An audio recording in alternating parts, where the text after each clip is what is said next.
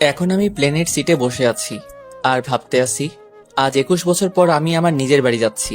জানি না বাড়ির সবাই আমায় কি চিনতে পারবে, না চিনারই কথা। এত বছর পর আমি আমার জন্মস্থানে যাচ্ছি, আমাকে দেখে তারা কি করবে, এই সব ভাবতে ভাবতে পাশের সিট থেকে একটা সুন্দর কোকিল কণ্ঠ আমার কানে ভেসে এলো। এই যে শুনছেন, আপনি মনে হয় বাঙালি। আমি পাশে তাকিয়ে দেখি 17-18 বছর বয়স হবে একটা ডানা কাটা পরি, চোখ দুটি যেন হরিণী চোখ। তার দিকে তাকিয়ে থাকতে মন চায়। কেন এমন হচ্ছে আমার সাথে? আবার মেয়েটি বলল, আপনি কি বাঙালি? হ্যাঁ, আমি বাঙালি। তাহলে তো ভালোই হলো, আমরা কথা বলতে বলতে সময় পার করে দিতে পারি। হ্যাঁ অবশ্যই, কেন নয়। আমি কানিজ ফাতেমা নদী, সবাই আমাকে নদী বলেই ডাকে। আমি এবার এসএসসি পরীক্ষা দিয়েছি, রেজাল্টও ভালো হয়েছে। তবে এবার মনে হয় আমার আর পড়ালেখা করা হবে না। জানেন, আমার অনেক ইচ্ছা ছিল আমি লেখাপড়া করে ডাক্তার হব। আমি লেখাপড়া করে ডাক্তার হয়ে দেশের কাজ করব। ওহ, আমি এত বকবক করতাছি, আপনি একটা কথাও বলতাছেন না যে? মনে হয় আমার কথায় বোর ফিল করতেছেন। আসলে তা নয়, তোমার কথাই শুনতেছি। আপনি একটা বোকা মানুষ। আমি একটা মেয়ে হয়ে নিজের পরিচয় দিলাম, আর আপনি একটা ছেলে হয়েও আপনার নামটাই বললেন না। ও সরি, আমি জামাল ইসলাম জালাল। আমার আরেকটি নাম ফয়সাল। আমার পরিবারের সবাই আমাকে ফয়সাল বলেই ডাকে। আমি আইটি বিভাগের কম্পিউটার ইঞ্জিনিয়ার পদে বর্তমানে আছি। ও আচ্ছা, আপনার কয় ছেলে মেয়ে? আসলে আমি এখনো বিয়ে করিনি, তাই ছেলে মেয়ের কথা অনেক দূর। আপনার মতো সুন্দর মানুষ এখনো বিয়ে করেনি, বিশ্বাস হয় না। আসলে আমার বিয়ে করার বিষয়ে কোনো আগ্রহ নেই, তাই বিয়ে করি নাই। এখন তো 38 বছরের বুড়ো হয়ে গেছি। বাস্তবে কিন্তু আমার বয়স 18 বছর। ভাবছি আর বিয়ে শাদী করবো না। কি বলেন আপনি? আপনি তো এখনো যুবক আছেন, যে কোনো মেয়ে আপনাকে দেখে পাগল হয়ে যাবে। আরে আপনি একটু বেশি বলেন। আচ্ছা, আপনার বাসা কই? আমার বাসা মোহাম্মদপুর। আমি এখান থেকে সোজা আমার নানু বাড়ি ফরিদপুরে যাব। কি, ফরিদপুর? কি হলো, আপনি ফরিদপুরের নাম শুনে এমন করলেন কেন? আসলে এমনি ফরিদপুরের নামটা শুনে আবেগের বশে বলে ফেলছি। আনমনা ভাবে ফরিদপুরের পুরনো সেই স্মৃতিগুলো মনে এখনো ভেসে বেড়ায়। আর কোন সময় চোখের কোণায় পানি চলে আইছে সেটা খেয়াল ছিল না। হঠাৎ, এই যে আপনার কি হলো, চোখের কোণায় পানি কেন? কোথায়? হাতের কোণই দিয়ে মুছে। আপনি কি আমায় বোকা পাইছেন? আসলে একটা স্মৃতি মনে উঠলো, তাই। প্লিজ প্লিজ বলেন না, কিসের জন্য আপনি কান্না করছেন? ও পুরানো স্মৃতি না বলাই ভালো। আপনি কি জানেন, মনের কষ্ট কারোর সাথে শেয়ার করলে মন হালকা হয়ে যায়? তাই প্লিজ বলেন না আপনার কষ্টের কাহিনী। এত যখন শুনতে যাচ্ছেন তাহলে শুনুন। 21 বছরের পিছনের ফ্ল্যাশব্যাকে যাই। আজ আমার এসএসসি রেজাল্ট দিবে, তাই সকাল সকাল স্কুলে গিয়ে রেজাল্টের জন্য অপেক্ষা করতেছি। এক সময় অপেক্ষার সময় শেষ হলো, আমি ভালো রেজাল্ট করছি। রেজাল্ট শোনার পর বাসায় এসে রাতের খাবার খাচ্ছি। ফয়সাল, তোকে তো এখন কলেজে ভর্তি হতে হবে না। আবার তোর বাবা অফিস থেকে ট্রান্সফার করা হয়েছে ফরিদপুরে, তাই আগামী পরশুদিন আমরা সবাই ফরিদপুর যাব এবং ওখানে একটি কলেজে ভর্তি করাবো। তোর বাবা আগে থেকেই বাসা ঠিক করে রেখেছে, তাই পরশুদিন আমরা যাব। ওকে আম্মু। একদিন আমাদের কিভাবে কেটে গেল ভাবতেই পারিনি। সকালে ঘুম থেকে উঠে বাসার সকল জিনিস নিয়ে রওনা হলাম ফরিদপুরে নতুন বাসার উদ্দেশ্যে। নতুন বাসায় এসে মাথা নিচু করে সিঁড়ি বেয়ে উপরে উঠছি। হঠাৎ একটা তার খাম্বার সাথে ধাক্কা খেয়ে পড়ে গেলাম। পড়ার কারণে চোখে ময়লা গেল, মেজাজ তো ফুল গরম হয়ে গেল। চোখ বন্ধ করে জোরে বললাম, কোন শালারে সিঁড়ির মাঝখানে তার খাম্বি রাখছে? হঠাৎ আকস্মিকভাবে আমার গালে ঠাস ঠাস ঠাস 3টা চড় পড়লো। ভাবতে পারিনি এমন কিছু হবে। চোখ ডলতে ডলতে তাকিয়ে দেখি এ তো তার খাম্বি না, এ তো আস্ত একটা হুড়পড়ি, যে কিনা স্বয়ং আসমান থেকে মনে হয় পাতালে নেমেছে। দেশটা কি খারাপের দিকে যাচ্ছে? পিচ্ছি পোলাপানা বড় আপুদের সম্মান করা দূরের কথা, গায়ে পড়ে ইচ্ছা করে। আপু, আমি ইচ্ছে করে তো ধাক্কা দেই নাই। কি আর কব, কোনো কিছু কইলেই বর্তমানে একটি কথাই বলে, আমি ইচ্ছে করে দেই নাই।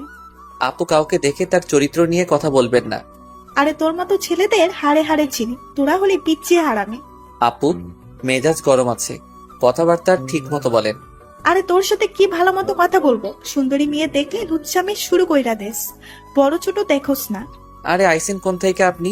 আপনি যদি সুন্দরী হন তাহলে পেতনি বুড়িকে দেখা যায় বুড়ির মতো, আবার সবার কাছে সুন্দরী সাজতে চায়। এই পিচ্ছি, তুই কি কইলি? আমাকে বুড়ির মতো দেখা যায়? হ্যাঁ, যা সত্যি তাই কইছি। আপনি কি করবেন? সাহস থাকলে আমার কাছে আয়, দেখ আমি কি করতে পারি। দেখি আপনার দৌড়। ঠাস ঠাস ঠাস, একসাথে 4টা পড়লো আমার গালে। এটা কি হলো? দেখছস আমি কি করতে পারি? এমনি মেজাজটা গরম ছিল, তার উপর চড় দিল। রাগটাকে কন্ট্রোল না করতে পেরে আমিও দিলাম ঠাস ঠাস ঠাস 3টা, বড় বলে একটা কম দিলাম। আর শোনেন, আপনার ফেস পেতনির মতো এবং আপনার মনটাও পেতনিদের মতো। আর 2টা দেবনি। না, সামনের থেকে সরবেন। আর কেউ কে না জেনে শুনে বললে এমন অনেক ছোটদের কাছ থেকে খেতে হবে। পাশ কাটিয়ে উপরে যাচ্ছি, আর পিছন থেকে তোরে আমি দেখে নিব তুই তামান্নার গালে থাপ্পড় দিছস। এই তামান্না কি জিনিস তুই হাড়ে হাড়ে টের পাবি। চিল্লাইয়ে চিল্লাইয়ে বলে চলে গেল। আমি উপরে উঠতে উঠতে ভাবতেছি, মেয়েটিকে মারা কি উচিত হলো? না, মারছি ঠিক করেছি। বড় বইলা ছাড় দেব কে? অন্যায় করছে, সাজা পাইছে, অপরিচিত একটা ছেলের সাথে এমন ব্যবহার করবে ভাবতে পারিনি। মেয়েটা আসলে অনেক সুন্দরী, যে কেউ দেখলেই ক্রাশ খাবে। শালার এমন সুন্দরী মাইয়ার ব্যবহার এতই খারাপ হবে ভাবতে পারি নাই। রুমের কাছে চলে এলাম। কি রে ফয়সাল, তুই এতক্ষণ কই ছিলিস? একটা বজ্জাতের সাথে ঝগড়া কইরা আইলাম। তুই তো দেশটারে উদ্ধার কইরা আইলি। ওই পাশের রুমটা তোর, ওইখানে যা সবকিছু গোছা গিয়ে। আচ্ছা আম্মু, রুমটা তো অনেক বড়। রুমটা সাজানো শুরু করলাম। রুম গোছাতে গোছাতে কোন সময় সন্ধ্যা হয়ে গেছে টেরই পাইনি। এর মধ্যে আম্মু, বাবা তোর হলো, চল রাতের খাবার খেয়ে আসি। আম্মু তুই কোন সময় রান্না করলা? আরে গাধা, আজ বাড়ির মালিকদের বাসায় রাতে খাবার খেতে যেতে বলেছে। ও আচ্ছা, তাহলে চলো। আমাদের বাসা 3 তলায়। বাসার মালিক 2য় তলায় থাকে, আর আমরা 3য় তলায়। রুম দেখে বেরিয়ে মালিকের বাসায় গিয়ে কলিং বেল বাজালাম। কিছুক্ষণ পরে একজন মধ্যবয়সের মহিলা দরজা খুলল। মনে হয় এই আন্টি বাসার মালিক। আসসালামু আলাইকুম আন্টি। ওয়ালাইকুম আসসালাম। বাবা তুমি কে? কাকে চাও? আন্টি আমি ফয়সাল, আপনাদের 3 তলায় নতুন উঠেছি। ও, তোমার বাবা মা আসে নাই? তারা আসতেছে আন্টি। তুমি রুমটা ঘুরে ঘুরে দেখো বাবা, আমি একটু রুমের কাজ করে আসি। ঠিক আছে। আন্টি চলে গেল। রুমটা ভালো মতো করে দেখতে দেখতে একটা রুমের কাছে গিয়ে দরজা খোলা ছিল। ভিতরে যা দেখলাম, আমি অবাক হয়ে এক ধ্যানে দাঁড়িয়ে রইলাম। আমি কি দেখলাম জানেন? একটা ডানা কাটা পড়ি রুমের ভিতর টাওয়েল জড়িয়ে ফ্রেশ হচ্ছিল। আহা, কি তার দেহের আকৃতি বলে আপনাদের বোঝাতে পারবো না। সবচেয়ে তার কাঁধের মাঝখানের তিলটা আমায় বেশি আকৃষ্ট করছে। এক ধ্যানে তাকিয়ে রয়েছি। হঠাৎ আমার মোবাইলে একটা কল আসলো। রিংটং এর শব্দে মেয়েটি পিছন ফিরে তাকালো। আমি তো অবাক। এটা কি সকালে সেই ঝগড়াটে মেয়ে তামান্না? আমাকে দেখে সে রাগের চোটে নিজের অবস্থা ভুলে যায়, আর আমার কাছে এসে রাগ দেখিয়ে, ফাজিল ছেলে, তুই আমার রুমে কিভাবে এলি? আমার সাথে আবার ঝগড়া করার জন্য আমার পিছু লাগছস? দাঁড়া, তোর একদিন কি না হলে আমার একদিন। আরে বেশি কথা না বলে নিজের দিকে তাকান। নিজে কি অবস্থায় আছেন তার দিকে নজর না দিয়ে আইছে আমার সাথে ঝগড়া করতে। তামান্না নিজের দিকে চেয়ে আ করে একটা চিৎকার দিয়ে দরজাটা লাগিয়ে দিল। আমি সঙ্গে সঙ্গে দিলাম একটা দৌড়। দৌড় দিয়ে সোজা আমার রুমে চলে আইলাম। অন্যদিকে তামান্নার চিৎকার শুনে আন্টি গেল তামান্নার রুমের কাছে। দরজা ধাক্কা দিয়ে, তামান্না দরজা খোল, দরজা খোল। তোর কি হইলো, চিৎকার দিলি কেন? আম্মু, তেলাপোকা দিকে চিৎকার দিছি। এত বড় হইলি এখনো তেলাপোকা থেকে ভয় পাস? পাগলি আমার। বলতে বলতে চলে গেল। তামান্না রেডি হয়ে রাতের খাবার খেতে গেল। কিছুক্ষণ পরে আমি গেলাম খেতে। খেতে বসার সময় দেখলাম তামান্নাও খেতে বসেছে। আমাকে সে দেখেনি। বসো বাবা, খেতে বসো। তোমাকে সেই সময় আমাদের এখানে থাকতে বললাম, তুমি কই গেছিলা? আসলে আন্টি, সেই সময় আমার একটা জরুরি কাজ ছিল, তাই আবার রুমে গেছিলাম। ও, তোমায় পরিচয় করিয়ে দেই বাবা। এ তামান্না, আমার একমাত্র মেয়ে, এবার অনার্সে পড়ে। মনে মনে বলি, এই ফাজিল মেয়েকে আপনার পরিচয় করিয়ে দেওয়া লাগবে না। ও যা করছে আজকে, তা থেকে আমি এমনিই বুঝতে পারছি এটা এই বাড়িওয়ালার মেয়ে। বাবা ফয়সাল, কি ভাবতেছো? কিছু না তো আন্টি। তামান্না, এ হচ্ছে ফয়সাল, আমাদের বাসায় আজ থেকে ওরা থাকবে। ও, মনে মনে শালা সকালে আমারে থাপ্পড় দেওয়া, আবার আমার রুমে যাওয়া, তোরে আস্তে আস্তে আমি শেষ করে দেব। জানোস না এই তামান্না কি জিনিস? হাই আপু। হ্যালো, তার সাথে আর কথা না বলে মাথা নিচু করে খেয়ে আমার রুমে চলে আসলাম। রুমে এসে ভাবতে আসি, এই মায়া যে বদরাগী, ওর সামনে পড়া যাবে না। ওর সামনে গেলে জানি না কি করবে আবার। রুমে বোরিং লাগতেছে, তাই একটু ছাদে যাইতে ইচ্ছা করলো। যেই ভাবা সেই কাজ, ছাদে চলে এলাম। ছাদে এসে একটা চেয়ার পেতে মোবাইলে গান শুনতেছি। ও মাইয়া রে তুই অপরাধী রে। হঠাৎ কে যেন আমার পিছন থেকে কলার ধরলো। ও মারে, ভূত ভূত ভূত, বাঁচাও বাঁচাও বাঁচাও। আমি ফিট হয়ে গেলাম, মানে অজ্ঞান হয়ে পড়ে গেলাম। আমার আর কিছু মনে নাই। পানির ছিটায় আমার জ্ঞান ফিরল। আমি এখানে কেন? আমার কি হয়েছে? মনে মনে বলতে লাগলাম, ও আমি তো ভয় পেয়ে অজ্ঞান হয়ে গেছিলাম। তাহলে আমার জামা ভেজা কেন? পিছনে তাকিয়ে যা দেখলাম, তার জন্য আমি প্রস্তুত ছিলাম না। স্বয়ং একটা পেতনি দাঁড়িয়েছিল। আমি ভয়ে কাঁপতে লাগলাম, আর মনে মনে ভাবতেছি, আজ মনে হয় আমি শেষ। আরে ভাই, পেতনি মানে বুঝলেন না? আর ভাবতেছেন পেতনিটা আবার আইলো কই থেকে? সত্যিকার অর্থে তামান্নাকে দেখে অজ্ঞান হয়ে যায়। কাহিনীতে ফেরা যাক। ভয় ভয় বিড়বিড় করে, আমি তো শেষ। এখন যেমনেই হোক আমাকে এখান থেকে পালাতে হবে। জানি না পেতনিটা আমার কি করে। যেই ভাবা সেই কাজ, দিলাম একটা দৌড়। ও মারে, আমি এখন শেষ। মনে হয় আমি আর হাঁটতে পারবো না। এই ডেমনি মাইয়া আমারে শেষ করে দিল রে। চুপ কর শালা, বাচ্চাগো মতো এত চিল্লাস কেন? আমি কি সাদে চিল্লাই? টেমনি সেমড়ি, তুই আমারে ল্যাং মারলি কে? মনে হয় আমার মাজা শেষ। তাহলে তোরে কি করব? আমি ভাবছিলাম তুই অনেক সাহসী, কিন্তু তুই তো একটা বিলাই। আমারে দেখে তুই ফিট হইয়া গেলি। তোরে আজ আমি সারছি না চান্দু। তোর মতো পেতনিকে হঠাৎ কেউ দেখলে এমনি মানুষ মারা যাবে। সেখানে তো আমি খালি অজ্ঞান হয়ে গেছি। এই লুচ্চা, তুই কি করলি? আমি পেতনি? দাঁড়া, এই পেতনি আজ তোর ঘাড় মটকাবে। আমাকে পেতনি বলা? কথাবার্তা ঠিক মতো বলেন, না হলে আমি কিন্তু। তুই কি করবি? হ্যাঁ, তোর লজ্জা শরম আছে নি? লুকিয়ে তোর বড় আপুদের ড্রেস চেঞ্জ করে দেখোস, আবার বড় কথা বলস। আহ, আমার খাইয়া কোনো কাজ নাই, মেয়েদের ড্রেস চেঞ্জ করা দেখবো। এ তুই এত সাথর? তাহলে আমার রুমের ওইখানে কি করতে গেছিলি? ও ওইটা, আমাকে তো আন্টি রুম ঘুরে ঘুরে দেখতে বলেছিল, তাই ঘুরে ঘুরে দেখতেছিলাম। হঠাৎ আপনাকে যে অবস্থায় দেখলাম ভাবতেই পারি নাই। আর আপনি ড্রেস চেঞ্জ করার সময় দরজা লক করবেন না? ওই আমি দরজা লক করতে ভুলে গেছিলাম, তাই বইলা তুই ওইখানে থাকবি আর তুই কোনো কিছু দেখোস নি? জানেন তো, বাঙালি ফাও কিছু পাইলে নতুন জামায় আলকাতরাও নিতে পারে। সেখানে আমি তো বাঙালি জাতির অপমান করতে পারি না। আর শোনেন, আপনার ওই জিনিসটা কিন্তু একদম সেই লাগছে। ও ওই জিনিস মানে কোনটা? ওই যে আপনার পিঠের তিলটা, সেই একদম, যে কেউ দেখলে টাসকি খেয়ে যাবে। তুই আর কিছু দেখোস নি? দেখলে প্লিজ কাউকে বলিস না। এই তো সুযোগ তোমাকে বাগে পাওয়ার। চান্দু, তুমি এবার বুঝবা ফয়সাল কি জিনিস। আমি তো ভাবছি সবাইকে ঢোল পিটিয়ে বলবো। লক্ষ্মী, তুই ভালো পোলা, তুই তো অনেক কিউট একটা পোলা। বলিস না কাউকে অত তেল মারা লাগবে না, আমি তো সবাইকে বলবোই বলবো। প্লিজ। কাউকে কিছু বলিস না, আমি তোকে আর কিচ্ছু বলবো না। আর তুই যা বলবি আমি তাই করব। এই তো চান্দু, লাইনে আইসো। আমি রাজি আছি এক শর্তে। তোর সত্ত্বে আমি রাজি। তুই যা করতে বলবি আমি তাই করব। সত্যি তো? যা করতে বলবো তাই করবা? সত্যি। ওকে, আমার শর্ত হচ্ছে আমি আপনার ওই কমলা ঠোঁটে একটা কিস করব, তাতেই হবে। প্লিজ, অন্য কিছু চা। তোর টাকা লাগলে টাকা দেব। আমার অন্য কিছু চাই না, আপনি দিলে দেন, না দিলে আমি এখনই সবাইকে বলে দেব। এই বলে হাঁটা শুরু করলাম। অন্যদিকে এই দাঁড়া বলে দৌড়িয়ে এসে আমার ঠোঁটের সাথে তার ঠোঁট এক করে দিল। আহা, কি সেই ফিলিংস বলে বোঝাতে পারবো না। প্রায় 1 মিনিট ধরে কিস করছিল। হঠাৎ তামান্না সেরি লজ্জা পেয়ে দৌড় দিয়ে তার রুমে গেল চলে। আমি ওইখানে দাঁড়িয়েই ভাবতেছি একটু আগে আমার সাথে কি হলো। মনে করতে করতে হাসতেছিলাম। এইসব ভাবতে ভাবতে রুমে এসে ঘুমানোর জন্য খাটে গেলাম, কিন্তু ঘুম আর হলো না। খালি একটু আগে কি হলো সেই চিন্তাই করতেছিলাম। এত সহজে এইসব ভাবে ভাবতেই পারিনি। আর ওই সময় এত ভালো লাগতেছিল। আরে ভাই, ভালো লাগবেই না কেন? ফার্স্ট টাইম তো, তাই আর কি। এইসব ভাবতে ভাবতে কখন যে ঘুমিয়ে পড়ছি সেটা আর মনে নাই। সকালে আম্মুর ডাকে, ওই ফয়সাল, তাড়াতাড়ি ওঠ বাবা, আজকে তোর নতুন কলেজ যাবি না? কলেজের কথা মনে পড়ার সাথে সাথে ঘুম থেকে উঠে ফ্রেশ হয়ে কিছু খেয়ে বের হব। ও আপনাদের তো বলাই হলো না, আব্বু এখানে এসে আমার ভর্তির ব্যবস্থা করে গেছে। খাবার খেয়ে রুম থেকে যেই বের হব দেখি তামান্না রিক্সার জন্য দাঁড়িয়ে আছে।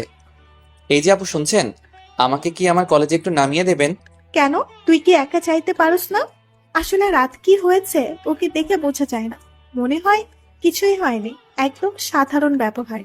আসলে আমি এই এলাকায় নতুন তো, তাই কিছু চিনি না, একটু চিনিয়ে দিলে ভালো হতো। আমি পারবো না, অন্য আরেকজনকে গিয়ে বল তোকে দেখিয়ে দিতে। আপু, একটা নতুন গান বানাইলাম, শুনবেন? আমার কোনো কাজ নেই তোর গান শুনবো, ভাগ এখান থেকে। গানটা যদি শুনেন তাহলে এখনই চলে যাব, না হলে আপনার পিছ ছাড়বো না। ঠিক আছে, তবে গান বলার পরে তুই এখান থেকে চলে যাবি। ওকে, কি গান গাওয়া যায়? ও পাইছি, লেটস স্টার্ট নাও। ও তিল রে তুই অপরাধী রে। থাম থাম, তোর আর গান গাওয়া লাগবে না, চল তোর কলেজ দিয়ে আসি। আমার কোনো কথা আর কোনো দিন না করবা? বাবারে বাবা, কি ব্ল্যাকমেল রে! সুযোগ পাইলে আমিও কি করতে পারি তোরে সেই সময় দেখালাম। ওই বিড়বিড় করে কি ভাবেন? চলেন যাই। কো কো কিছু না তো, তাড়াতাড়ি একটা রিক্সা ডাক, তাহলে দেরি হয়ে যাবে না। দাঁড়াও, দেখতেছি কি করা যায়। ওই দেখ রিক্সা আইতাছে, ওইটারে তাড়াতাড়ি ডাক। ওই মামা, এদিকে আসেন তো। মামা, রাজেন্দ্র কলেজে যাবেন? আপনাদের তো বলাই হলো না, তামান্না যেই কলেজে পড়ে সেই কলেজে আমি ভর্তি হয়েছি। আপু, তুমি উঠো আগে। তুই আরেকটি রিক্সা নিয়ে আয়, আমি যাই। মানে কি? আমি রিক্সা ডাক দিলাম আর আমাকে আপনি উঠতে দিবেন না? সে কি করে হয়? আমার দেরি হয়ে যাচ্ছে। থাক, আপনার সাথে আমি যাব না। আপনি রিক্সা থেকে নামেন দেখি, আমি একলা একলা যেতে পারবো। কি হইল, নামেন না কেন? বুঝলাম, রিক্সা ডাক দেয়া মনে হয় বিশ্ব জয় করছস। থাক, তোর আর অন্য রিক্সায় যাওয়া লাগবে না, ওঠ। যেই বলা শেষ অমনি উঠে পড়লাম। মামা চলেন। রিক্সা চলছে অনেক গতিতে। হঠাৎ খেয়াল করলাম আপুর চুলগুলো হাওয়ায় ভাসতেছে। কি অপরূপ সেই দৃশ্য! যেন ডানা কাটা পরি আমার পাশে বসে রয়েছে। হরিণী চোখ যেন আমায় পাগল করে দিয়েছে। সেই অপরূপ পরীকে দেখে মনে হয় আমি তার দিকে চেয়ে 1000 বছর পার করে দেই।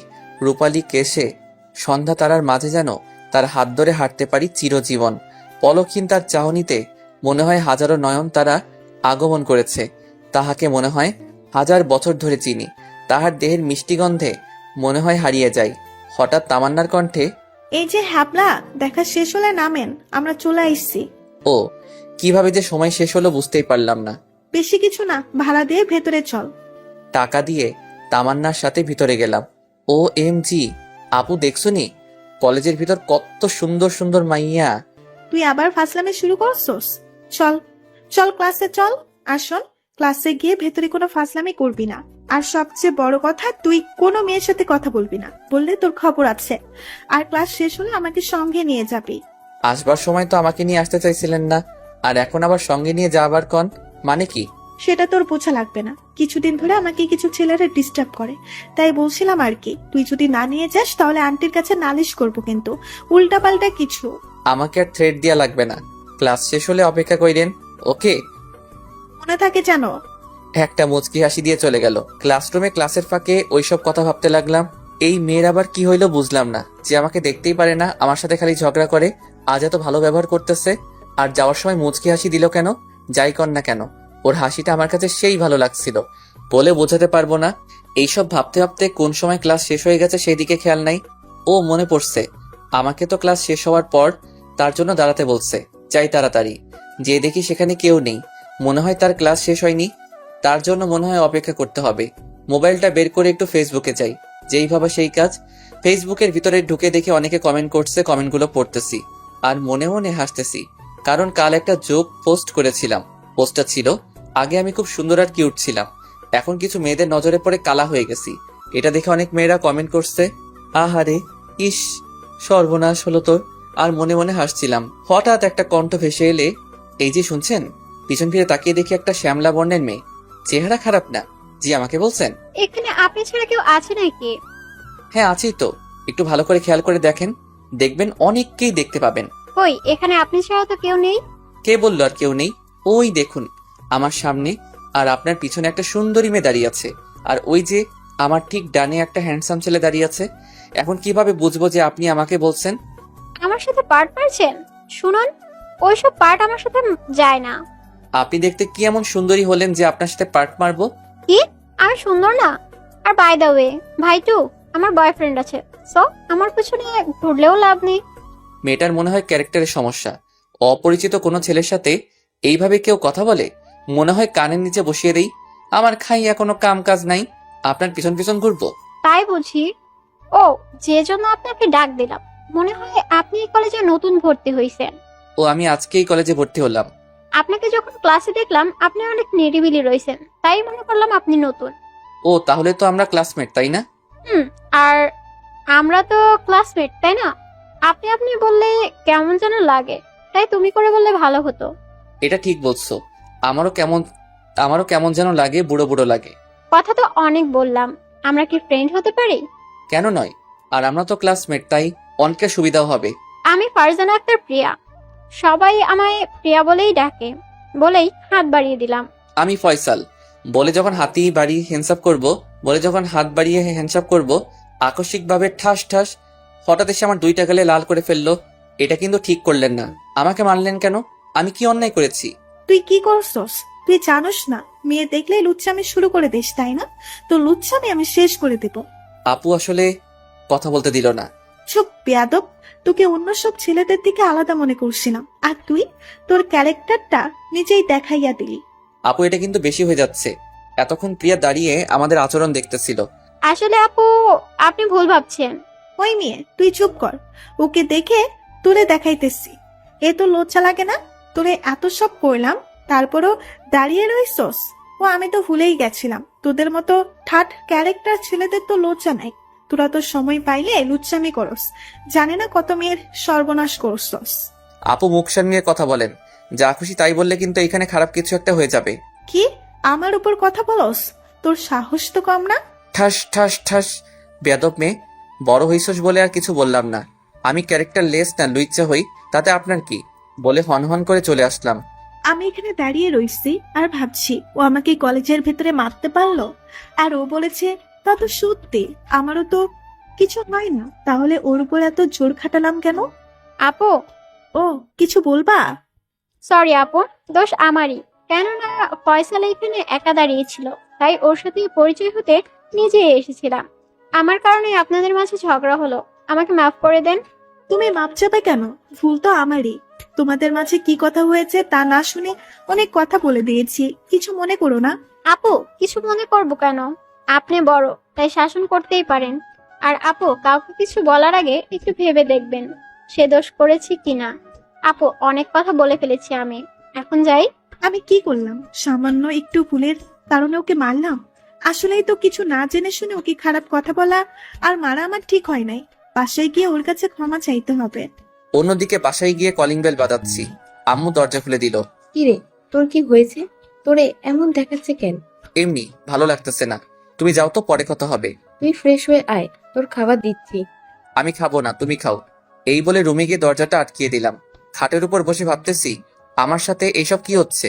কিছু না করে অনেক কথা শুনতে হলো। আর ওই মাইয়ার সমস্যা কি? আমার পিছনে লেগে রইছে। আমি কি করি না করি সে বলার কে?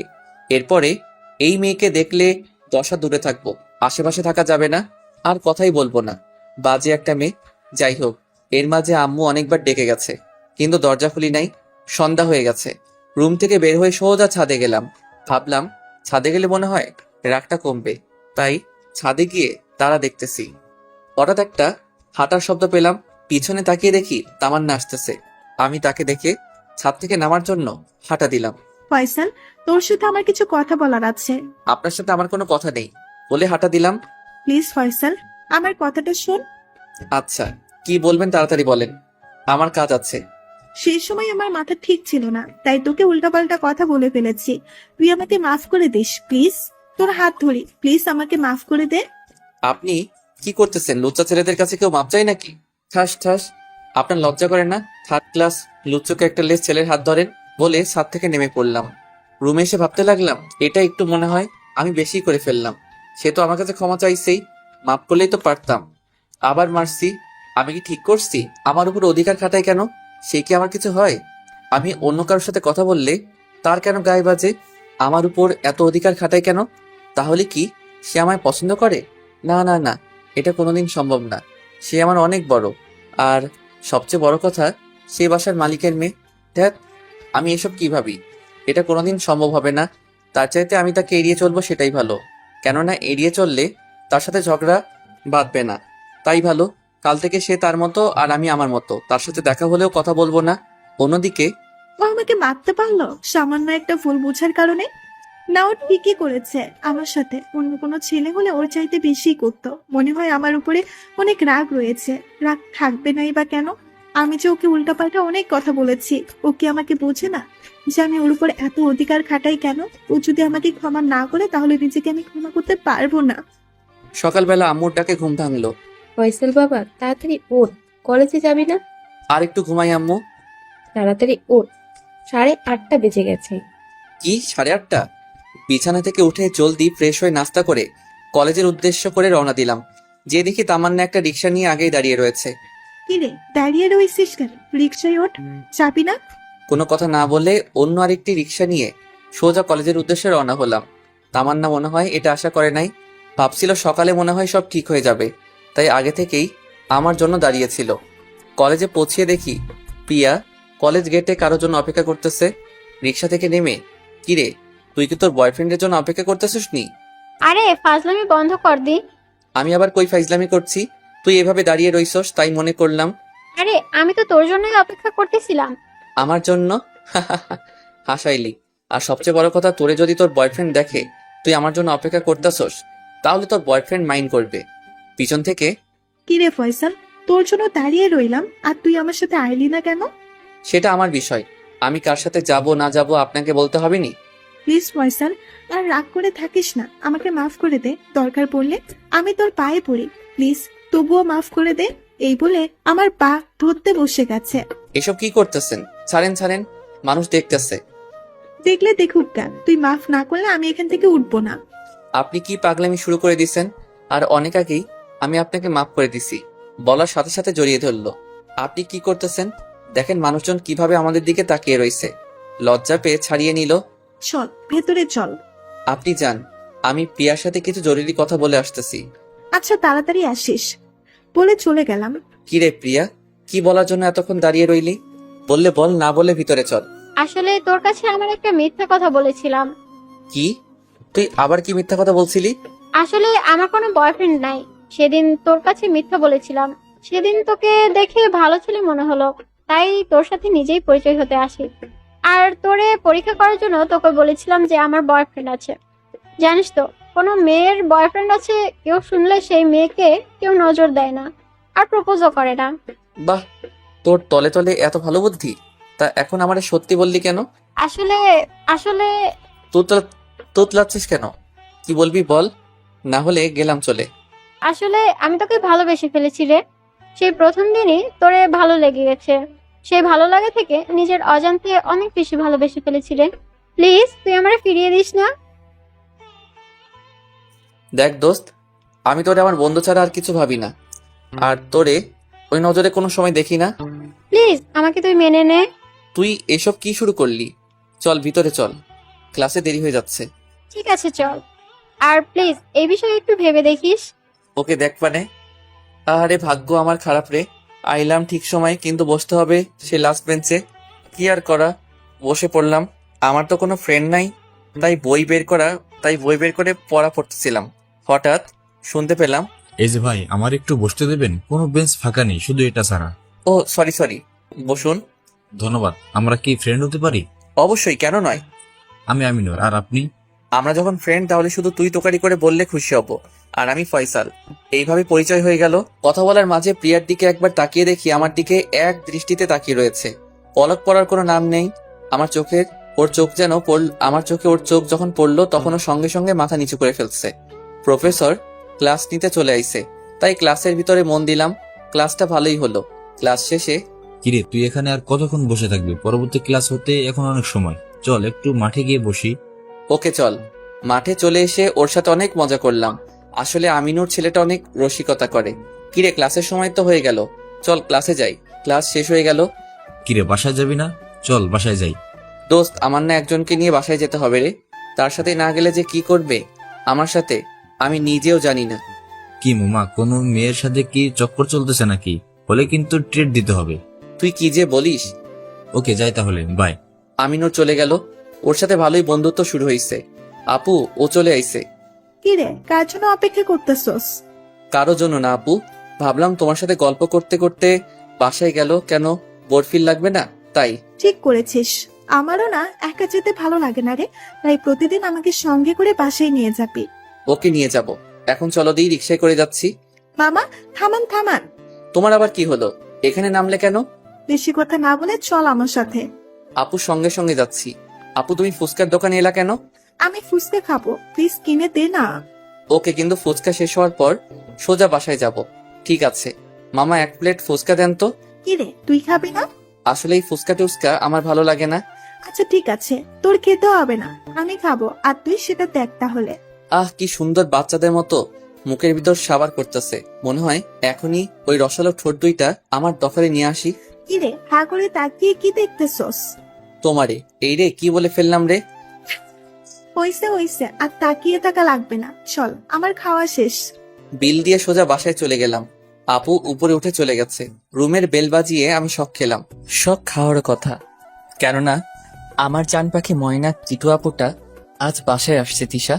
তার সঙ্গে বড় ভাইও আইছে। এতদিন বড় ভাই ব্যবসার কাজে বাহিরে ছিল, আর ভাবি তার বাবার বাড়ি। কেননা ভাবি প্রেগনেন্ট, আর আমার পরিবারের সবচেয়ে আমায় ভালোবাসে সে হচ্ছে আমার ভাবি। ভাইয়া কেমন আছো? আমাকে তুমি তো ভুলেই গেছো, আমার খবরটাও নাওনি তুমি। আরে আমার লক্ষ্মী বোন, আমি কি তোকে ভুলতে পারি বল? তাও ঠিক, তাহলে আমার চকলেটটা দাও। ওকে, ভিতরে চল, দিতেছি। ওকে চলো। এই নে তো চকলেট, এবার খুশি তো? আমার লক্ষ্মী ভাইয়া। বলে চলে গেল। ফ্রেশ হয়ে খেতে গেলাম, খেয়ে একটু পরে ঘুমিয়ে গেলাম। সকালবেলা ভাইয়া, ও ভাইয়া, ওঠো, কলেজে যাবা না? একটু পরে আপু, এখনই উঠবা, না হলে তোমার পানি দিয়ে দেবো তোমার গায়ে। না না লক্ষ্মী বোন, এই তো উঠতেছি। এক লাফ দিয়ে উঠে পড়লাম। ফ্রেশ হয়ে কিছু খেয়ে কলেজের দিকে রওনা হব। ভাইয়া আসার সময় চকলেট নিয়ে আইসো। তার বলতে হয় মহারানী। বেরিয়ে গেলাম। রাস্তার কাছে গিয়ে দেখি আপু আগের থেকে রিক্সা নিয়ে দাঁড়িয়ে রয়েছে। তোর জন্য কতক্ষণ ধরে দাঁড়িয়ে রইছে, আর তোর কোনো খবর নাই। আমি কি জানতাম নাকি তুমি আমার জন্য দাঁড়িয়ে থাকবা? জানলে আগেই আসতাম। বুঝলাম, এখন তো তাড়াতাড়ি উঠবি। উঠে আপুর সাথে অনেক কথা বলতে বলতে কলেজে চলে আইলাম। রিক্সা ভাড়া দিয়ে ভিতরে যাব, যেই দেখি প্রিয়া আজকেও দাঁড়িয়ে রয়েছে আমাকে দেখে। ফয়সাল, ও ফয়সাল, এদিকে আয় তো।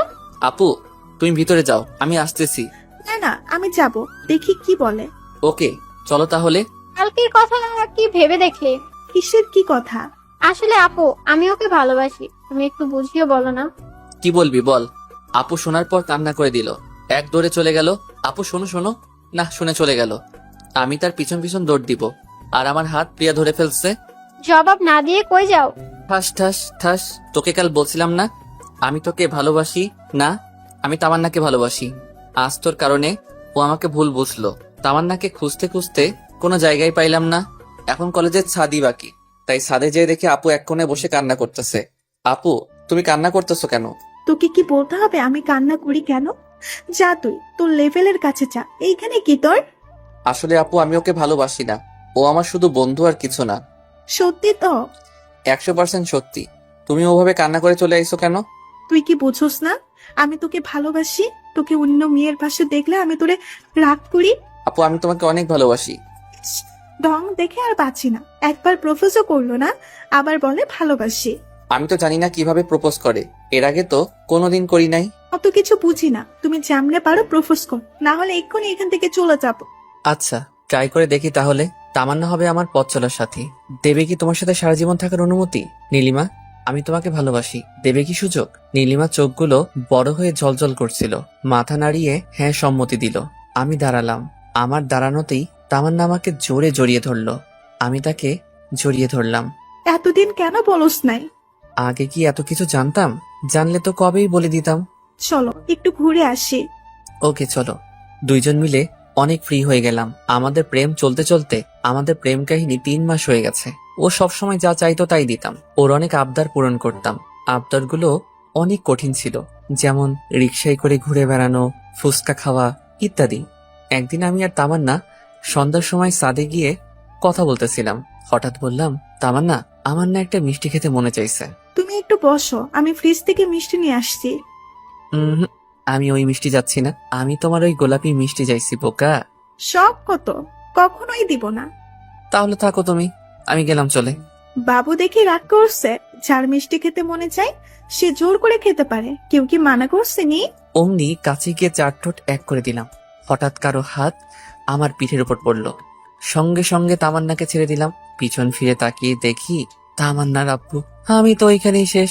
হাঁটু কাঁপা শুরু করে দিছে। সঙ্গে সঙ্গে ঠাস ঠাস ঠাস আমার গালে পড়ল।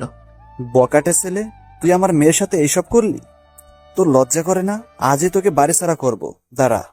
আঙ্কেল, ভুল হয়ে গেছে, মাফ করে দেন। অনেকবার বললাম। তোর সাহস হলো কিভাবে আমার মেয়েকে? সিস, আমি কি দেখলাম? আমার মান সম্মান সব শেষ। আঙ্কেল, আমি ছোট মানুষ, আমাকে মাফ করে দেন। হ্যাঁ, তোরে মাফ করতে পারি যদি আর কোনোদিন আমার মেয়ের সামনে না আসিস। আঙ্কেল, আমি তামান্নাকে ভালোবাসি, প্লিজ আমাদেরকে মেনে নেন। ঠাস জোরে একটা আমাকে দিয়ে ব্লেন্স হাড়ি পড়ে গেল। তুই আমার বুকে ফেলে দিলি? তোর এত বড় সাহস! অমনি ঠাস ঠাস ঠাস করে তোকে আমি ভালোবাসি বলে তুই আমার আব্বুকে ফেলে দিলি? তোকে যেন আমি আমার সামনে না দেখি। আজকের পর থেকে তোর সাথে আমার কোনো সম্পর্ক নেই। দূর হ আমার চোখের সামনে থেকে। তুমি কিন্তু আমাকে ভুল বুঝলা। তোকে যেতে বলছি না, লম্পট! আর এক মুহূর্ত না দেরি করে চলে এলাম রুমে। রাত ভরে চোখের পানি দিয়ে বালিশ ভিজালাম। সকালবেলা আম্মুর একটা জরুরি কাজ পড়ে গেল, তাই আমাকে জোর করে মার্কেটে পাঠালো। যেতে মন না চাইলেও যেতে হলো।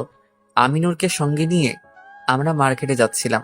হঠাৎ দেখতে পেলাম রাস্তার ওই পাশে কিছু মানুষের ভিড়। আমিও গেলাম। তারপর যা দেখলাম তা দেখে আমি একদম স্তব্ধ হয়ে গেলাম। এখানে মারাত্মক অ্যাক্সিডেন্ট হয়েছে। একটি লোকের অনেক ক্ষতি হয়েছে। মনে হয় লোকটিকে কিছুক্ষণের মধ্যে হসপিটালে না নিলে বাঁচবে না, কিন্তু কেউ লোকটিকে নিচ্ছে না। সবাই ছবি তুলছে আর ভিডিও করতেছে। এটা হয়তো গল্প, কিন্তু বাস্তবে এরকম অনেক উদাহরণ আছে। আমি লোকটির কাছে গেলাম। এইটা তো তামান্নার বাবা। উনি আমাকে বললেন, বাবা আমাকে বাঁচাও, আমি মারা গেলে আমার পরিবারের সবাই অসহায় হয়ে যাবে। তারপর তিনি আর কিছু বলতে পারেনি। আমি আর আমিনুর তাকে নিয়ে সোজা হসপিটালে চলে গেলাম। তারপর ডাক্তার দেখালাম। কিছুক্ষণ পর ডাক্তার বেরিয়ে আসলো। ডাক্তার, পেশেন্টের কি খবর? দেখেন, এই মুহূর্তে কিছু বলা যাচ্ছে না। রোগীর অবস্থা অনেক সিরিয়াস। জলদি অপারেশন আর 2 ব্যাগ রক্ত না হলে রোগীকে বাঁচানো যাবে না। আপনি রোগীর কি হন? যাই হই না কেন, আপনি এখন বলেন রক্তের গ্রুপ কি, আর অপারেশন করতে কত টাকা লাগবে? রক্তের গ্রুপ বি প্লাস, আর অপারেশন করতে লাগবে আপাতত 4 লক্ষ।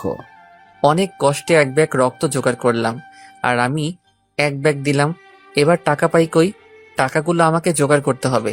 তামান্নার পরিবারের এত জলদি টাকা দিতে পারবে না, তাই আমি সোজা বাসায় চলে আসলাম আর আব্বুর রুমে চলে গেলাম। আব্বু এই সময় অফিসে থাকে, আম্মু রান্নাঘরে। আমি গিয়ে আব্বুর বালিশের নিচ থেকে আলমারির চাবিটা নিলাম। সেখান থেকে 5 লক্ষ টাকা নিলাম। আর এত কিছু চিন্তা করার সময় নাই। আমি তারপর হসপিটালে চলে গেলাম।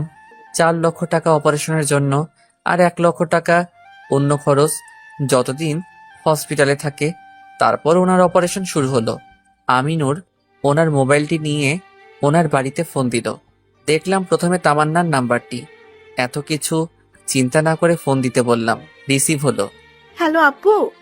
আমি আপনার আব্বু না, উনি অ্যাক্সিডেন্ট হয়েছে, তাড়াতাড়ি হসপিটালে আসেন। আমিনুরকে বসিয়ে কিছু ওষুধ আনতে নিচে গেলাম। যখন আমি ওষুধ আনতে নিচে গেলাম তখন দেখলাম তামান্না উপরে যাচ্ছে কান্না করতে করতে। ওষুধ কিনে নিয়ে উপরে চলে গেলাম। উপরে গিয়ে যা দেখলাম তা দেখে আমি একেবারে অবাক হয়ে গেলাম। কার জন্য এত কিছু করলাম? আমি উপরে গেলাম। সেখানে গিয়ে যা দেখলাম তা দেখে আমার উপর আকাশ ভেঙে পড়ল। আমি দেখলাম তামান্না অন্য একটি ছেলের কাঁধে মাথা রেখে কাঁদছে। ব্যাপারটা বুঝতে পারলাম না। আপনারাও মনে হয় বুঝতে পারেননি। তাহলে বুঝাই। এর আগে শরীফুল তামান্নাকে 3 বার প্রপোজ করছে, রাজি হয় নাই। আর এখন যা দেখলাম সেটা কেমনে সম্ভব সেটাও বুঝিয়ে বলি। তামান্না যখন উপরে গেল, গিয়ে সোজা ডাক্তারের রুমে যায়। ডাক্তার, আমার বাবা কোথায়? টেনশন করবেন না, আপনার বাবার অপারেশন হচ্ছে। আর বাইরে যে লোকটি দাঁড়িয়ে আছে উনি আপনার বাবাকে হসপিটালে নিয়ে এনেছেন, এবং রক্তসহ অপারেশনের ও সব খরচের টাকা উনি দিয়েছেন। তারপর তামান্না আর শরীফুল কথা হয়, বাকিটা জানি না। আমি আর আমিনুর আসার সাথেই শরীফুল তামান্নাকে আমাদের সাথে পরিচয় করানোর জন্য আমাদের দিকে আসে। তামান্না, এই হচ্ছে আমিনুর, আর পাশে যে দাঁড়িয়ে আছে সে তোমার বাবাকে। এবার তামান্না শরীফুলকে আর কথা বলতে না দিয়ে সে বলা শুরু করলো। বুঝতে পেরেছি, সে আমার বাবাকে অ্যাক্সিডেন্ট করেছে। 4 লক্ষ টাকা লাগবে। 4 লক্ষ টাকা দিলে আর কেন করেছে সেটাও ভালো করে বুঝতে পেরেছি। ওই দিন আমার বাবা তোকে থাপ্পড় আর বখাটে বলাই তুই আমার বাবাকে অ্যাক্সিডেন্ট করিয়েছিস। জোরে জোরে কথাগুলো বলছিল আর আশেপাশে অনেক মানুষ ছিল, সবাই শুনছিল। আর কথাটি মুহূর্তের মাঝে ভাইরাল হয়ে গেল, কিন্তু কেউ আসল কথাটি শুনছিল না। এদিকে তামান্নার বাবার অপারেশন চলছিল। আমাকে তামান্না আর ভিতরে যেতে দিল না। আমি অনেকবার বলতে চেয়েছি, কিন্তু তামান্না এবং শরীফুল বুঝতে চাইল না। শরীফুলও আমায় ভুল বুঝলো, ওর জন্য এত কিছু করলাম। আমি আর আমিনুর চলে আসলাম সেখান থেকে। আর এদিকে এই কথাটি অনেকভাবে ছড়িয়ে গেল আমাদের এলাকায়। যেহেতু আমার বাবা অনেক বড় অফিসে কাজ করে, তাই সবাই এক নামে চিনে, তাই কথাটি একটু বেশি ভাইরাল হলো। আমাদের দেশে এই একটা বাজে স্বভাব, ভালো কিছু ভাইরাল কম হয় আর খারাপ জিনিস ভাইরাল হয় বেশি। কিন্তু আমারটা তো খারাপ কোনো কিছু না, কিছুই বুঝতে পারলাম না। এদিকে কথাটি আমার বাবা ও ভাইয়ার কানেও গেল। আর এদিকে তামান্নার বাবার জ্ঞান ফিরছিল না। ডাক্তার বলেছে 7-8 দিন লাগবে উনি সুস্থ হয়ে কথা বলবে, কিন্তু উনি ছাড়া কেউ সত্যিটা জানে না, এবং শরীফুলও না। তবুও সে আমার পাশে ছিল, এটাই আসল বন্ধুত্ব। আর এদিকে আমায় আর কেউ দেখতে পারছিল না। সবাই আমায় দেখলে নানান কিছু বলা শুরু করেছে। আমি কাউকে কিছু বলছি না, ভিতরটা একদম ভেঙে চুরে একাকার হয়ে গেল। কি করলাম আর কি হলো? এই জন্যই তো কোনো এক মানুষ বলেছিল উপকারীকে বাঁকে খায়। আমার ক্ষেত্রেও তাই, ভালো করতে চাইলাম আর কি হলো। তারপর সারাদিন বাড়িতে যাইনি, রাত 9টার দিকে গেলাম। সারাদিন কিছু খাইনি। রাতে বাড়িতে গিয়ে তিশাকে বললাম ভাত দিতে, পেটে অনেক ক্ষুধা। তিশা ভাত দিল। আমি যেইমাত্র ভাত মুখে দিব, ঠিক তখন কেউ আমার মুখের ভাত কেড়ে নিয়ে ফেলে দিল। আমি মনে করেছিলাম আব্বু, কিন্তু ঘটনাটি তার উল্টো। আব্বুও না, কাজটি করেছিল আম্মু। আমি একদম অবাক হয়ে গেলাম, আম্মু এই কাজটা করতে পারলো? ঠিক তখন আব্বু আর ভাইয়া এসে বলল, এই বাড়ি ভাত তোর জন্য বন্ধ, আজ থেকে এই বাড়িতে থাকা তোর জন্য বন্ধ। কেন? তুই জানিস না কেন তুই এতটা নিচু? আমি আগে জানতাম না। একটা মেয়ের জন্য মেয়েটার বাবাকে গাড়ি চাপা দিয়েছিস। তুই আমার সন্তান, আমার ভাবতেও ঘৃণা করছে। দেখো আম্মু, তোমাদের কোথাও ভুল হচ্ছে। খবরদার, তোর ওই পাপি মুখে আর মা ডাকবি না। এবার বল, আমার আলমারি থেকে 5 লাখ টাকা কে নিয়েছে? আমি কিন্তু কিছু বলার আগেই ভাইয়া আর আব্বু এসে আমাকে 4-5টা চড় দিল আর বলছিল তুই একটা চোর, তোর মতো কোনো চোরের এই বাড়িতে জায়গা হবে না, তুই অনেক পাপ করেছিস। আর না, আমাকে এমনভাবে ভাইয়া আর বাবা চড় মারছিল, আর মা পাশে দাঁড়িয়েছিল, কিছু বলছে না। মনে হচ্ছে না আমি তার সন্তান। আব্বু আর ভাইয়া মারছে, এতটা কষ্ট লাগছে যতটা না কষ্ট লাগছে ওই মুখগুলো দেখে, যে মুখগুলো একসময় আমাকে কত আদর করত, আর আজ তারাই আমাকে এভাবে মারছে। আর আমার মা পাশে দাঁড়িয়ে আছে। এর থেকে কষ্টের দৃশ্য পৃথিবীতে আর হয় না। শুধু একজন আমার জন্য কেঁদেছিল, সেটা হলো তিশা। আব্বু আর ভাইয়া আমাকে নয়, যেন তিশাকে মারছিল। কিন্তু একটা সময় তিশার সাথে ঝগড়া লেগে থাকতাম, একজন আরেকজনকে দুইটি চোখে দেখতে পারতাম না। ভাই বোনের ঝগড়া তো বুঝতেই পারছেন, কিন্তু সেই তিশা আমার জন্য কাঁদছে, আর একটি মানুষের চোখে কোনো পানি নেই। তারপর আব্বু ভাইয়াও আম্মু চলে গেল। যাওয়ার আগে বলেছিল কাল সকালে যেন আর আমাকে না দেখে। সবাই যাওয়ার পর তিশা আমার কাছে আসলো। জীবনে কোনোদিন দেখি নাই আপন বাবা ভাই এভাবে নিজের ছেলে ও ছোট ভাইকে মারতে। ছেলে না হয়ে একটা ভুল করেই ফেলেছে, এই জন্য এভাবে কেউ মারে? তিশা কান্না করছিল আর কথাগুলো বলছিল, আসলে আল্লাহ তাআলা সবার কপালে বোন নামক হীরের টুকরোটি দেয় না, যাদের আছে তারাই ভাগ্যবান। তারপর তিশা নিজের রুমে চলে গেল। রুমে যাওয়ার আগে আমাকে বলেছিল, ভাইয়া তুই কি কাল চলে যাবি? চলে যা, এই নিষ্ঠুর বাড়িতে থাকার চেয়ে চলে যাওয়া অনেক ভালো। এই বলে তিশা চলে গেল। আমি শুধু ভাবছি এত বড় ভুল মানুষ বোঝে কিভাবে। যাক, এই উসিলায় সবাইকে চিনা গেল। আমিনুরকে একটা ফোন দিলাম, তারপর আজকের আর কালকে সব কাহিনী খুলে বললাম। তারপর আমিনুর আমাকে ভোর 4টার দিকে তার বাড়িতে সবকিছু নিয়ে যেতে বলল, ওখানে থাকার জন্য না, শেষবারের মতো দেখা করতে। তারপর ডায়েরিটা লিখতে বসলাম, আজকের সব কথা লিখলাম। তারপর ব্যাগপত্র গুছিয়ে নিলাম। পেটে অসম্ভব খিদা, কি করব? নিজের রুমেও কোনো খাবার নাই। আজকে যদি ভাবি বাড়িতে থাকতো তাহলে হয়তো আমার সাথে এমনটা হতো না। ভাবি আমাকে তার ছোট ভাইয়ের মতো দেখতো, কেউ আমাকে বকা পর্যন্ত দিতে পারিনি। ভাবি সবসময় আমার পাশে থাকতো, আমার যত অন্যায় থাকুক না কেন। ভাবি তার বাবার বাড়িতে গিয়েছে, কিছুদিন হলো নিজের আম্মু যেখানে কিছু বলেনি সেখানে ভাবি তো অন্য কেউ। তারপর আম্মু, আব্বু আর ভাইয়ার উদ্দেশ্যে একটা চিঠি লিখলাম। চিঠির অবিকল অংশ ডায়েরিটাও তো লিখলাম। চিঠিটা হলো, প্রিয় আব্বু, আম্মু এবং ভাইয়া, আশা করি সবটা চিঠি পড়ে তারপর ছিঁড়ে ফেলবে। এটাই আমার চাওয়া তোমাদের কাছে। তোমাদের প্রতি আমার কোনো অভিযোগ নেই। তোমরা আজকে যা করেছো সেটা না করলে আমি মানুষ চিনতে পারতাম না। আজকের ঘটনাটি ছিল মিথ্যা, তোমাদেরকে বোঝাতে পারিনি। আজকে আমি তামান্নার বাবাকে অ্যাক্সিডেন্ট করিনি, আমি তো ওনাকে বাঁচাতে নিয়ে গিয়েছিলাম হসপিটালে। কে যেন অ্যাক্সিডেন্ট করেছে, নিজের শরীর থেকে রক্ত দিয়ে ওনাকে বাঁচাতে চেয়েছি। আম্মু, তুমি তো একদিন বলেছিলে কেউ বিপদে পড়লে তাকে নিজের সর্বোচ্চ দিয়ে সাহায্য করতে। আমি তো তাই করেছি। তবে কি তোমার শিক্ষা মিথ্যা, নাকি আমার শোনাই ভুল ছিল? তারপর ওনাকে বাঁচাতে ঘর থেকে 5 লক্ষ টাকা নিয়েছি। আমি মানছি টাকাগুলো তোমাদেরকে বলে নিয়ে যাওয়া উচিত ছিল, কিন্তু সময়ের অভাবে পারলাম না। আজকে আব্বু আর ভাইয়া মেরেছে, একটু কষ্ট লাগেনি? যতটা না কষ্ট লেগেছে আম্মু তোমার ব্যবহারে। ভাতগুলো ছিল আমার রিজিকে। একজন মানুষ যত অন্যায় করুক, খাওয়ার সময় তাকে কেউ শাস্তি বা কিছু বলে না। পিছন ফিরে যখন তোমায় দেখেছিলাম আম্মু, তুমি এই কাজটি করেছো, ওইখানে আমার অর্ধেক পৃথিবী ডুবে গিয়েছিল। এই দৃশ্যটি দেখার আগে আল্লাহ আমার মরণ দিল না কেন? এখন তো সারা জীবন তোমায় ঘৃণা করে বাঁচতে হবে। আমি ঘৃণা করব না, কিন্তু আমার আত্মাকে আমি শাসন করতে পারবো না। তুমি মা হয়ে পারলে সন্তানের মুখের খাবার কেড়ে নিতে, আর আমি তো অন্যায় করিনি, উপকার করেছিলাম। লোকের মুখে কথা শুনে নিজের ছেলের সাথে এমন করলে, কোন পাপের কারণে আল্লাহ তোমার পেটে আমায় ঠাঁই দিয়েছে? তুমি কি সত্যি আমার মা, না অন্য কারো সন্তান? আমি প্রশ্নটা আজ আমায় বড্ড জ্বালাচ্ছে। আসলে মা কখনো পারে না নিজের সামনে কেউ তার সন্তানকে মারুক, এটা সহ্য করতে। তবে আজ মা সেটা পরাজয় হলো তোমার কাছে। আরেকটি কথা, তোমরা আজকে আমায় সামান্য কয়েকটি টাকার জন্য চোর বললে। আমি তো স্বীকার করেছি টাকা আমি নিয়েছি, আর আমার থেকে কি ওই টাকাগুলো তোমাদের কাছে বেশি হলো? আব্বু, আল্লাহ তোমাকে অনেক টাকা পয়সা দিয়েছে, তুমি কি এসব মৃত্যুর পর সাথে করে নিয়ে যাবে? আমাদের জন্যই তো এসব করলে, তবে কেন সামান্য কিছু টাকার জন্য এমনটা করলে? এটা না করলেও পারতে।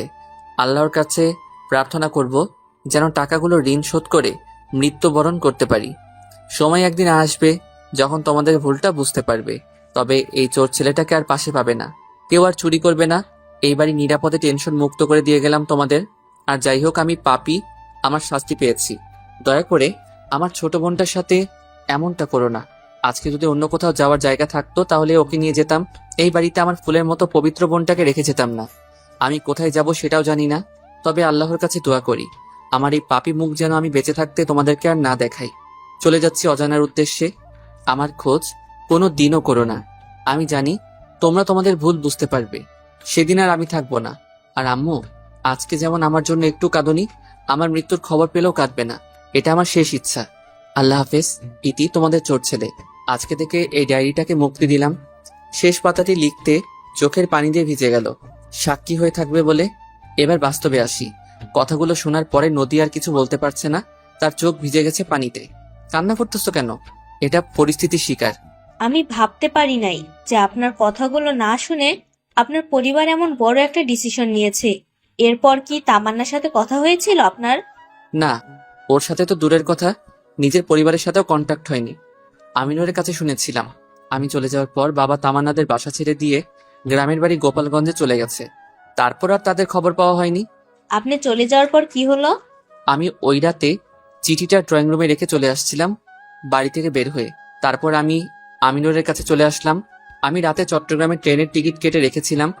আমিনুর আমায় একটা চাকরির সিভি দিল আর 15,000 টাকা দিল, আর বলল, চাকরির পাশাপাশি তুই পড়ালেখাও করতে পারবি, শুধু একটা সমস্যা, তোকে বিদেশে চাকরি করতে হবে এবং ওইখানে থাকতে হবে। এটা কোনো ব্যাপার না, আমি রাজি। তারপর আমিনুরকে প্রথম থেকে আমার সবকিছু খুলে বললাম। আমিনুর আগে কিছু জানতো না, তবু আমার পাশে ছিল। তারপর রেদোয়ান একটা বাসার ঠিকানা দিল। রেদোয়ানের দেওয়ার ঠিকানায় গেলাম। একজন লোকের সাথে পরিচয় হলো আর আমাকে ওখান থেকে যেতে বলল। লোকটি অনেক ভালো ছিল, আমার থেকে কয়েক বছরের বড়। তারপর আমি চাকরির ইন্টারভিউ দিতে যাই। পরের দিন সব ঠিকঠাক মতো দিলাম, কিন্তু তারা বলল পরে যোগাযোগ করবে। আমি বুঝতে পারলাম এখানে আর চাকরি হবে না, ঘুষ লাগবে। তারপর সব ভাগ্যের উপর ছেড়ে দিলাম। আমি চিন্তা করলাম চাকরির আশায় বসে থাকলে হবে না। তারপর সাইদ ভাইয়ের সাথে যোগাযোগ করলাম। ওই লোকটির নাম সাইদ। তারপর সাইদ ভাই যে কাজ করতো আমিও সে কাজ করতাম। কাজটা একটু কঠিন ছিল, তবুও করছিলাম। এদিকে চাকরির আশা ছেড়ে দিয়েছিলাম। 7 দিন হয়ে গেছে, কোনো খবর নাই। তারপর একদিন অপরিচিত নাম্বার থেকে ফোন আসলো, আমার চাকরিটা নাকি হয়েছে। আমি অনেক খুশি হলাম। এই বিপদের দিনে কেউ পাশে না থাকলেও যে সৃষ্টি করেছে তিনি ঠিকই পাশে আছে। তারপর আর কি, ওইখান থেকে সোজা কানাডাতে কাজ শুরু করে দেই। কোম্পানিটা ভালো, আস্তে আস্তে আমিও উন্নত দিকে যাই। বাড়ির কথা মাঝে মাঝে মনে পড়তো, তবুও নিজেকে সামলে নিয়েছি। তামান্নার আর কোনো খবর নিছিলেন? একদিন আমিনুরকে কল দিয়ে তামান্নার খোঁজ নিতে চাইছিলাম। তারপর তুই আবার তার কথা কেমনে বলিস? ও তো শরীফুলকে নিয়ে ওর মতো ভালো আছে। মানে? তাইলে শোন, তুই চলে যাওয়ার 1 মাস পরে শরীফুল আর তামান্না আসে আমার কাছে। এই 1 মাস তামান্নার সাথে আমার কোনো যোগাযোগ হয়নি। আমি দুপুরে ঘুমিয়েছিলাম, তখন ওরা এসে আমাকে ডেকে তুলে। কি রে, কেমন আছিস? ভাই, আপনারা কি জন্য আমার কাছে আসছেন বলেন? আমি ঘুমাবো। ও আচ্ছা, এই নে 2টা কার্ড। আগামীকাল আমাদের বিয়ের বৌভাত। বিয়ের সময় দাওয়াত দেই নাই, কেননা তোরা ঝামেলা করতে পারোস সেই জন্য। তুই আর তোর বন্ধু আসিস, হাজার হলেও তোদের সাথে অনেক দিন চলেছি। ওহ, দয়া দেখাতে আসছেন?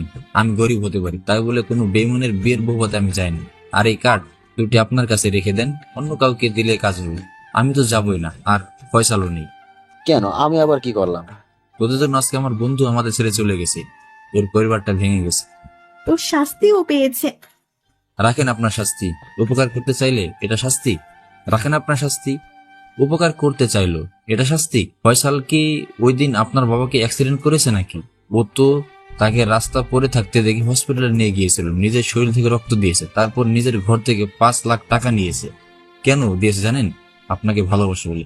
সে টাকার জন্য আজকে তাকে বাড়ি ছাড়তে হলো, পরিবারের কাছে চোর হলো। তাকে তার বাবা ভাই এই জন্য অনেক মেরেছে, তাকে বাড়ি থেকে তাড়িয়ে দিয়েছে। আর আপনি বলছেন তার শাস্তি সে পেয়েছে? ভালো, অনেক ভালো। কি বলছেন এসব? উনি এখন কোথায়? ওরে খুঁজে লাভ নেই, ও আর আসবে না। তুই কি সত্যি কথা বলতেছিস? এত সত্য মিথ্যা তোদের বোঝাতে পারবো না। তামান্নার বাবাকে গিয়ে জিজ্ঞেস কর, আর না হয় ডাক্তারকে গিয়ে। বিমান দেশে কোন সময় পৌঁছিয়েছে সেটার দিকে আর খেয়াল ছিল না। আমাদের তো নিজ নিজ গন্তব্যে যেতে হবে, তাই না? তা তো অবশ্যই। আবার দেখা হবে কবে? পৃথিবীটা তো অনেক ছোট, তাই ভাগ্যে থাকলে আবার দেখা হবে। ভালো থেকো বলে চলে এলাম। নদীর কাছ থেকে বিদায় নিয়ে বাস স্টেশনে এলাম। বসে আছি স্টেশনে, আর একটু পর বাস আসবে। প্রায় 21 বছর পর বাড়ির উদ্দেশ্যে রওনা হলাম। ছোট বোনটার বিয়ে, তাই মন মরা হয়ে বসে আছি স্টেশনের একটা বেঞ্চে। তারপর একটা মেয়ে হঠাৎ বলল, এই যে ভাই, একটু শোনেন। উপরের দিকে তাকাতে একটা শক খেলাম। একটা মেয়ে আমাকে ডাকছে, অনেক সুন্দর মেয়েটা। তাকাতেই ক্রাশ খেলাম, আবার নিচের দিকে চোখ করে ফেললাম। এসব আমার একদম ভালো লাগে না, মেয়েদের সাথে মিশতেই একদম ইচ্ছে করে না। তাই কথায় কান্না দিয়ে নিচের দিকে চেয়ে আছি। ওই, কানে শুনুন না নাকি? কি কিছু বলবেন? বলার জন্য তো ডাক দিলাম নাকি? জলদি বলেন। আপনার কাছে পানি হবে? না, মিথ্যা বললাম, কারণ যেটুকু পানি আছে আমারই লাগবে। আমার জন্য না, আমার ছোট ভাতিজিটার জন্য। গরম পড়েছে তো, আর একটাও দোকান খোলা নেই। আঙ্কেল, একটু পানি হবে? দেন না প্লিজ। পাশে দেখলাম ছোট একটা মেয়ে, অনেক সুইট, বয়স 5-6 বছর হবে। আমি মেয়েটির মুখের দিকে তাকিয়ে আর না করতে পারলাম না, অনেক মায়া লেগে গেল। তারপর ব্যাগ থেকে পানির বোতলটি বের করে দিলাম। ছোট বাচ্চাটি পানি খাচ্ছে, আর তার আন্টি আমার দিকে এইভাবে চেয়ে আছে। আপনি না বললেন আপনার কাছে পানি নাই? এটা আসলো কোথা থেকে? কিছু বলার নেই। তারপর ছোট মেয়েটি আমাকে বলল, আঙ্কেল, থ্যাংক ইউ। ওয়েলকাম। দুজন চলে গেল। কিছুক্ষণ পর বাস আসলো। আমি গিয়ে আমার সিটে বসলাম। বাড়িতে যেতে ইচ্ছে করছে না, তবু ছোট বোনটাকে দেখতে ইচ্ছে করছিল শেষবারের মতো, তাই মনটাকে জোর করেই বাধ্য করলাম। আপনাদের সাথে কথা বলতে বলতে কখন যেন ঘুমিয়ে পড়ছি বলতে পারি না। আপনারা আবার ঘুমাইয়েন না। 4 ঘন্টা পর গোপালগঞ্জে আসলাম। সেখান থেকে বাড়িতে যেতে যেতে প্রায় 1 ঘন্টা লেগে গেল। সন্ধ্যা হয়ে গেল বাড়িতে যেতে যেতে। 21 বছরের রাস্তাঘাট এবং আমাদের গ্রামটা চেঞ্জ হয়েছে অনেকটা, কিন্তু আমার মনটা এখনো বদলায়নি। জমে আছে অজানা অভিমান। বাড়ির কাছে রিক্সা দিয়ে নামলাম। আমি বাড়িটার দিকে অবাক হয়ে তাকিয়ে আছি।